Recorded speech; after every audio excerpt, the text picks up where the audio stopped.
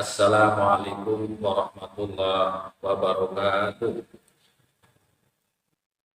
Alhamdulillahi rabbil alamin. Wabihi nasta'inu ala umurid dunya waddin. Wassalatu wassalamu ala asyrafil anbiya'i wal mursalin. Sayyidina wa maulana Muhammadin sallallahu alaihi wasallam wa ala alihi wa sahbihi ajma'in. Amma ba'd.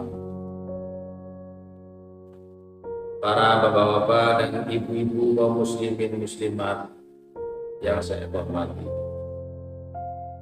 pertama-tama marilah kita semua memanjatkan rasa puji syukur kehadirat Allah Subhanahu wa Ta'ala yang telah melimpahkan karunia-Nya kepada kita semua tanpa henti-hentinya, dengan mengucapkan kalimat alhamdulillahirabbil alamin. Pada kesempatan kali ini kita bersama-sama duduk bersama dalam satu majlis yang insya Allah penuh berkah dari Allah Subhanahu wa Ta'ala. Sholawat beserta salam semoga senantiasa terlimpahkan kepada baginda Nabi Muhammad Sallallahu Alaihi Wasallam beserta keluarga dan para sahabat. Para bapak-bapak dan ibu-ibu kaum muslimin muslimah yang saya muliakan, insya Allah sebentar lagi kita akan masuk di bulan atau masuk di nisfu Sya'ban. Bagaimana kita ketahui, bulan Sya'ban ini memang merupakan bulan yang utama, bagaimana sering kita dengar daripada penjelasan para guru kita, para ustadz kita. Banyak sekali pernyataan dari Rasulullah SAW akan keutamaan daripada bulan Sya'ban. Salah satu daripada keutamaan bulan Sya'ban adalah derasnya rahmat Allah yang turun ke langit bumi yang berupa ampunan. Sebagaimana hadis an Aisyah binti Abi Bakar, qala Rasulullah, innallaha yanzilu lailatan nisfi min Sya'ban ila as-sama'id dunya wa yaghfiru bi aksara min adadi syahri qanamin, yang artinya kurang lebih bahwa sesungguhnya Allah Azza wa Jalla turun ke langit dunia pada malam nisfu Sya'ban dan mengampuni lebih banyak dari jumlah bulu pada kambing Bani Kalab. Bani Kalab adalah salah satu kabilah yang punya banyak kambing. Hadis riwayat Tabrani dan Ibnu. Jadi pada hadis ini dijelaskan kepada kita semua bahwa pada malam nisfu Sya'ban Allah akan banyak mengampuni dosa-dosa lebih banyak dari jumlah bilangan bulu-bulu domba yang dimiliki oleh manusia. Artinya pada malam itu Allah menurunkan banyak sekali rahmat yang berupa ampunan dosa. Ada keutamaan yang kedua, yaitu doa-doa akan terijabah, termasuk permohonan rezeki, permohonan untuk dibebaskan dari ujian dan cobaan. Dan ini sebagaimana hadis yang diriwayatkan oleh Ali bin Abi Thalib, yaitu yang berbunyi Ali bin Abi Thalib qala Rasulullah sallallahu alaihi wasallam, idza kana lailatul nisfi min Sya'ban faqumu lailahu wa sumu nahara fa inna Allaha yanzilu fiha ila samai dunya fa yaqulu ala min mustaghfirin fa aghfir ala min mustarjidin fa arzuqu ala min mubtalin fa afihi ala kada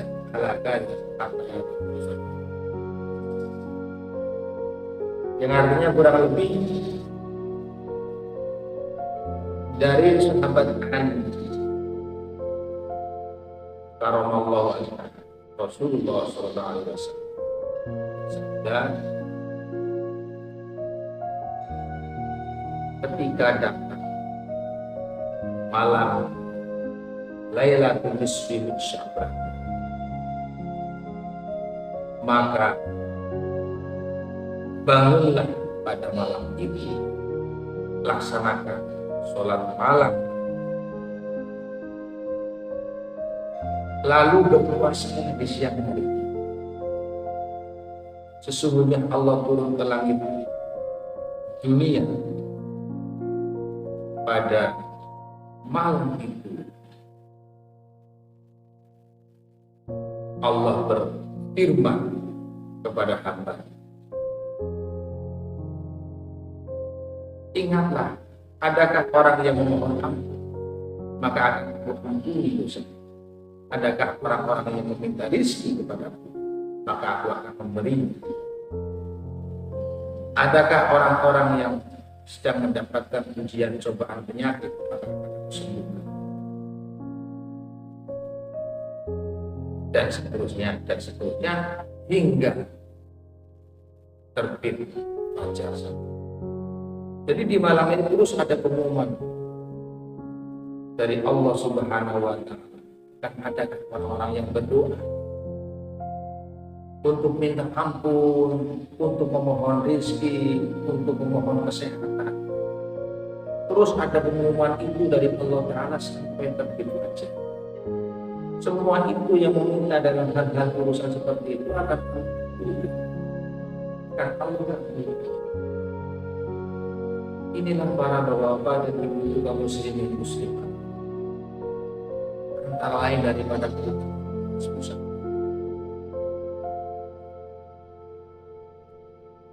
Maka dari itu sempatkanlah malam susah baru kita banyak-banyak berdoa kepada Allah, karena Allah menjadikan doa-doa yang terkait dengan masalah seperti ini akan Allah kabulkan. Begitu juga doa-doa yang terkait dengan terutamakan Rasul sahabatnya ketika antara lain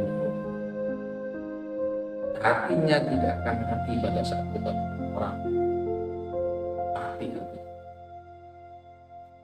Sebagaimana sebuah sabda Rasul yang berbunyi, man ahya lailatan idaini wa lailatul nisfi min Sya'ban yamun qalbuhu min atamatul qulub.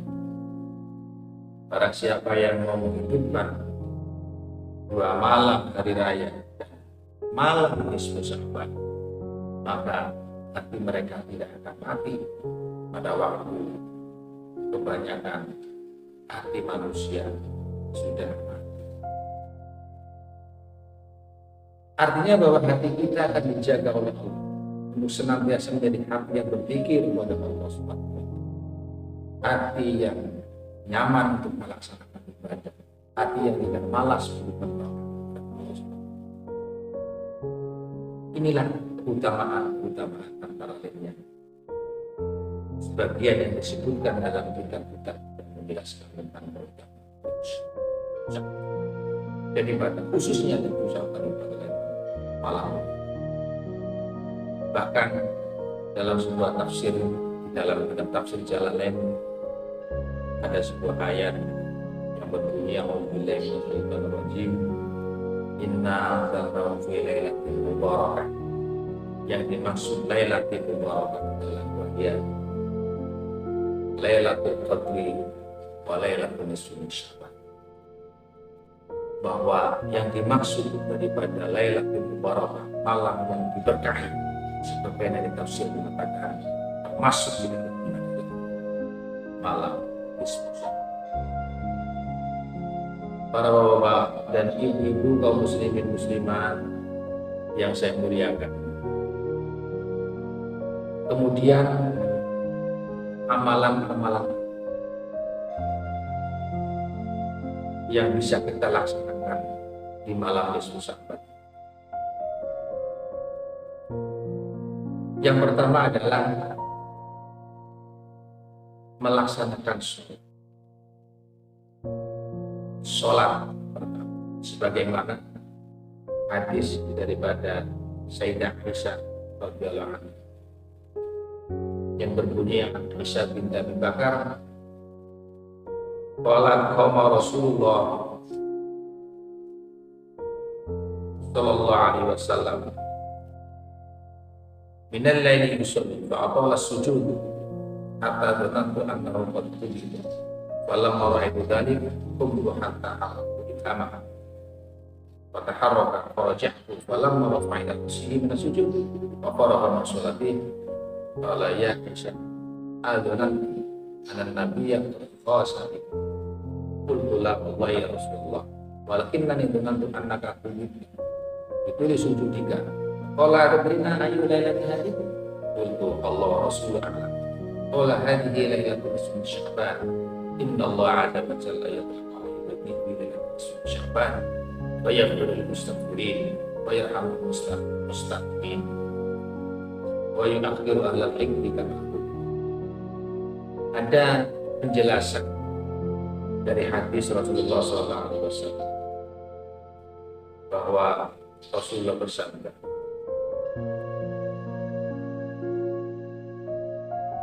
pada malam dilakukan atau Rasulullah melakukan sholat serta memperpanjang sujud.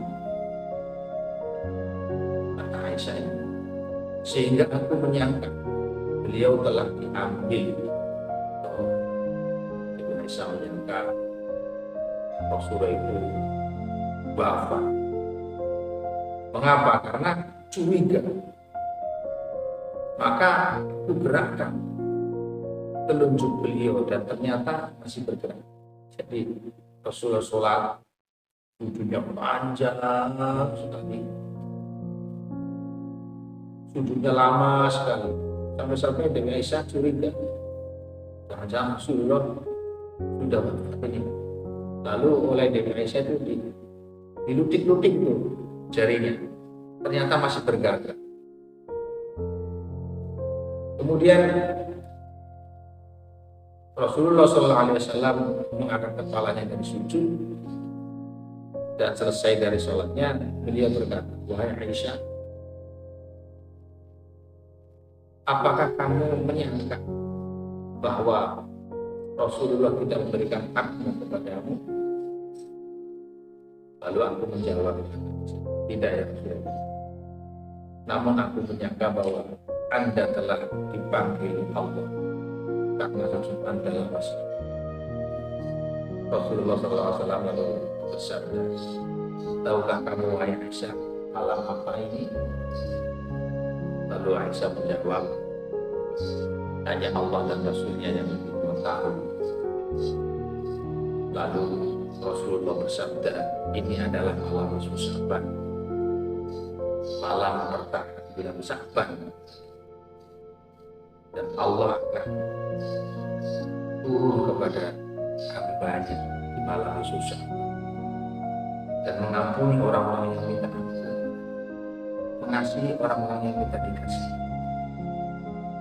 namun akan menunda orang yang hasut, yang dengki, sebagaimana perilaku mereka. Hanya orang-orang yang dengki, yang hasut, yang permintaannya akan ditunda oleh Allah SWT di malam nisfu Sya'ban. Nah, ini ternyata Rasulullah, kalau menurut penjelasan hadis ini, Allah di malam susah banyak sholat dengan memperpanjang sujudnya, mau berlama-lama menjalankan sholat. Ini Rasulullah melaksanakan. Oleh karena itu para bapak-bapak kaum muslimin muslimat yang berbahagia, kita sudah sering melaksanakan sholat di malam susah. Ada menjalankan sholat itu ada beberapa macam caranya. Yang pertama biasanya adalah melakukan sholat sehabis melaksanakan sholat, kemudian disertai dengan bacaan Yasin sebagaimana yang sering kita lakukan, yang sering kita lihat. Modelnya memang ada tidak sih? Ada yang memang menjalankan sholat khususan sholat maghrib ya dengan niat sholli sholat lailatul syabban ini lillahi ta'ala, sholat 2 rakaat saja sholat maghrib.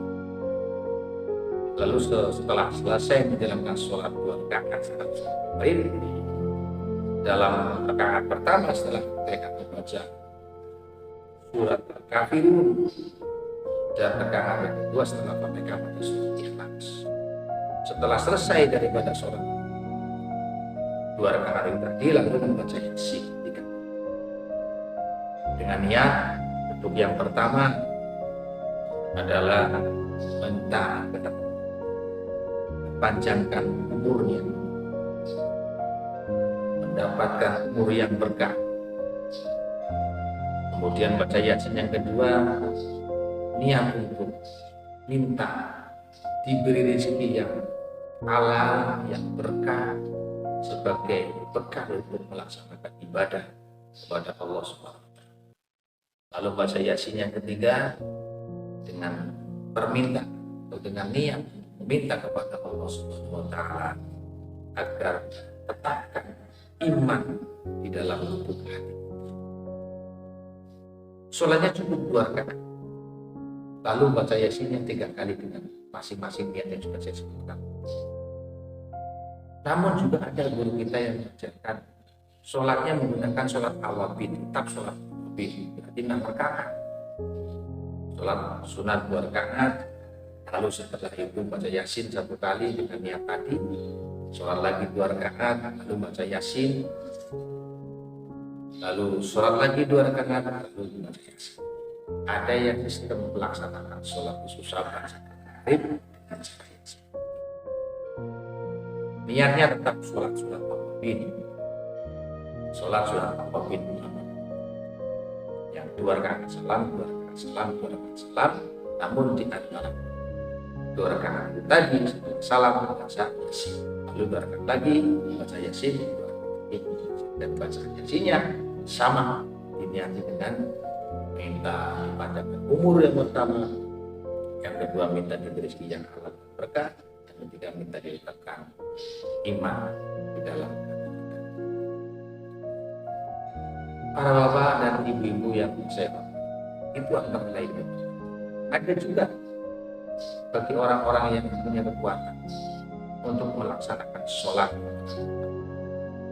yang biasa kita kenal dengan istilah sholat khair.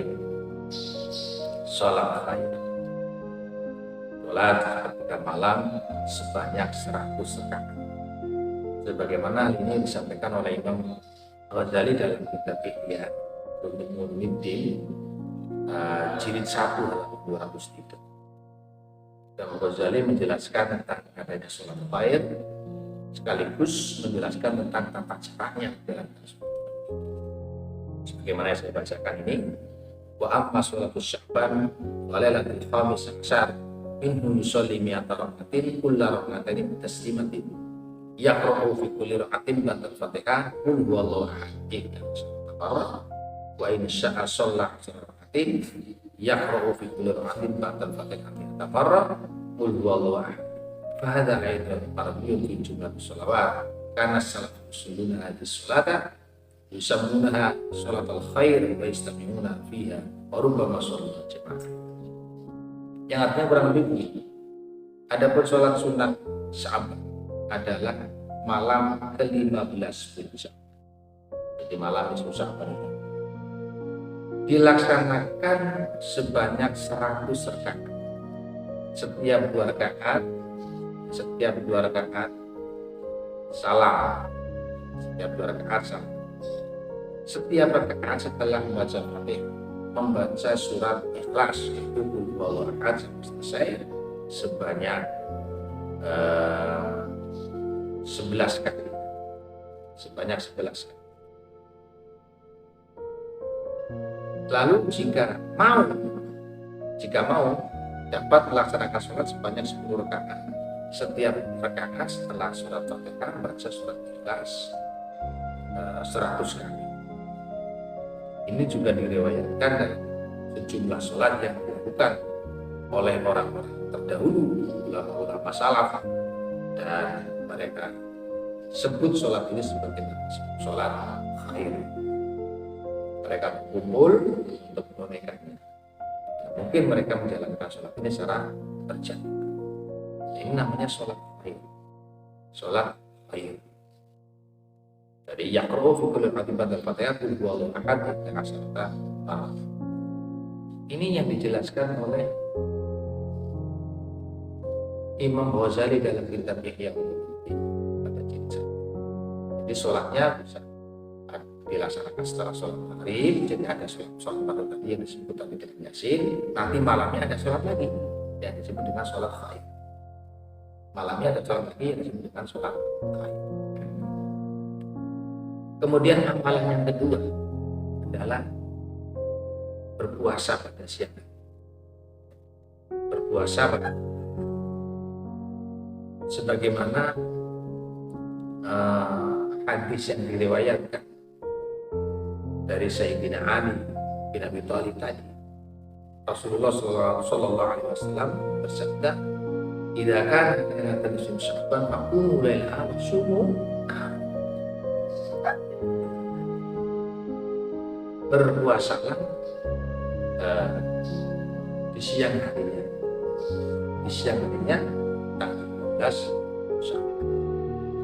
Seandainya para bapak-bapak dan ibu-ibu hendak itu berpuasa dari awal bulan Sya'ban, apakah itu boleh? Boleh saja. Boleh saja. Karena Rasulullah pun pernah menjalankan berpuasa Sya'ban dari awal bulan Sya'ban. Seandainya tidak berpuasa di tanggal 15 Sya'ban itu saja boleh, karena ada disebutkan dari Rasulullah ini wasum ini adalah berpuasa di siang harinya malam nisfu Sya'ban. Namun para bapak dan ibu-ibu kaum muslimat yang saya hormati, jangan berpuasa Sya'ban dimulai dari separuh yang kedua bulan Sya'ban. Ya, tidak boleh berpuasa Sya'ban itu dimulai dari tanggal 12. Kalau dimulai dari tanggal 16 boleh, tapi kalau melaksanakannya tanggal 12 karena puasa di separuh nisfu Sya'ban yang kedua harus disambungkan dengan puasa daripada nisfu Sya'ban daripada bulan Sya'ban, daripada hari-hari bulan Sya'ban.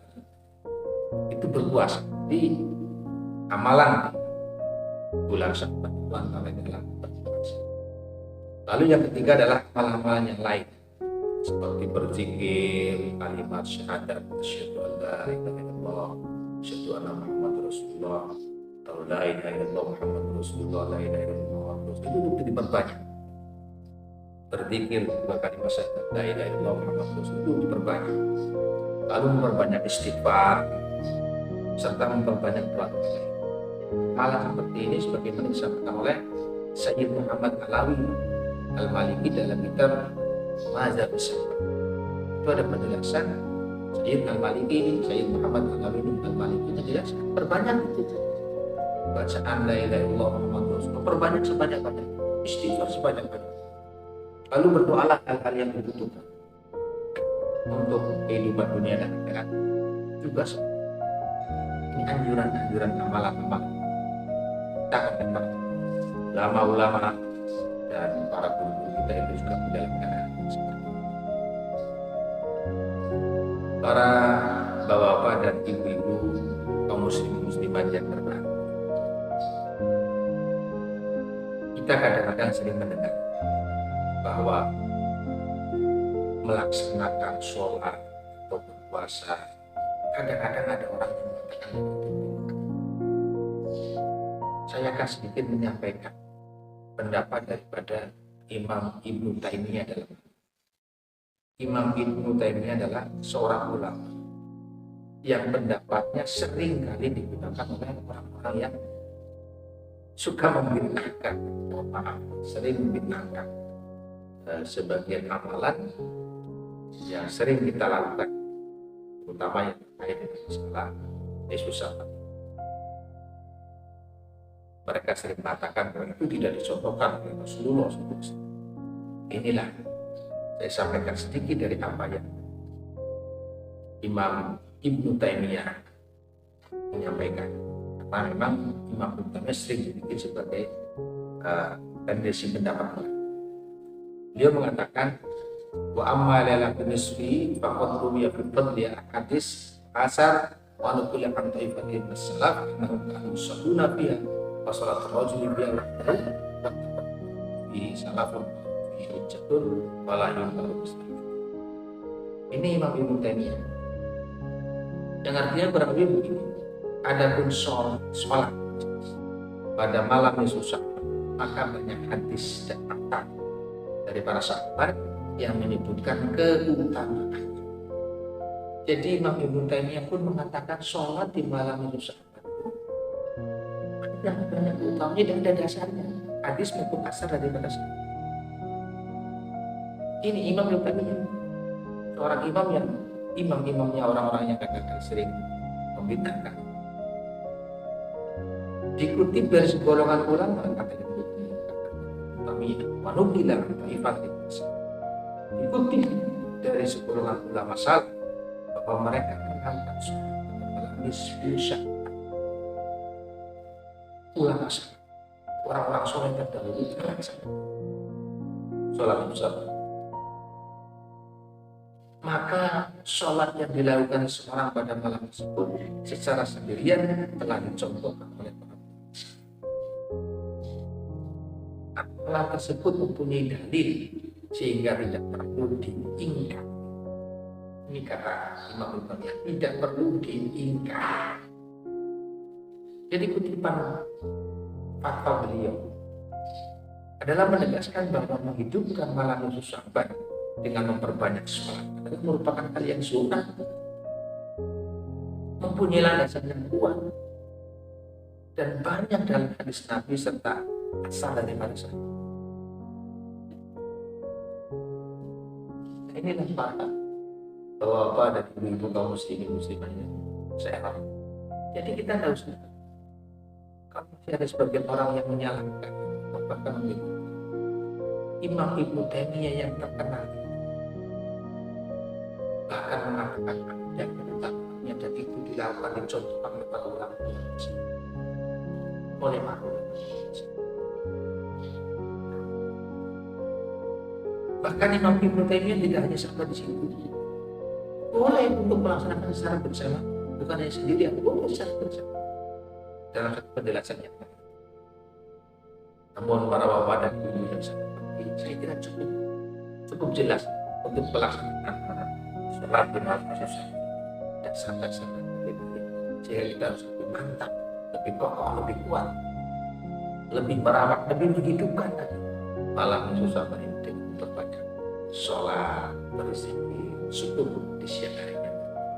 Syukur sekali kalau malam mau melaksanakan sholat sebagaimana yang disampaikan oleh Imam Al-Ghazali bagi mereka yang nah, inilah para bapak dan ibu kaum muslimin muslimah hadirin yang saya hormati.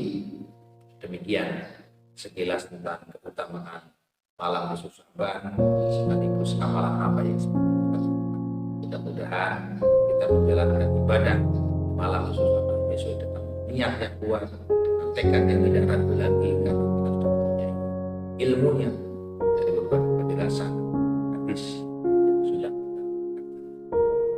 demikian kurang lebihnya saya maaf. a'lam bishawab. Wassalamualaikum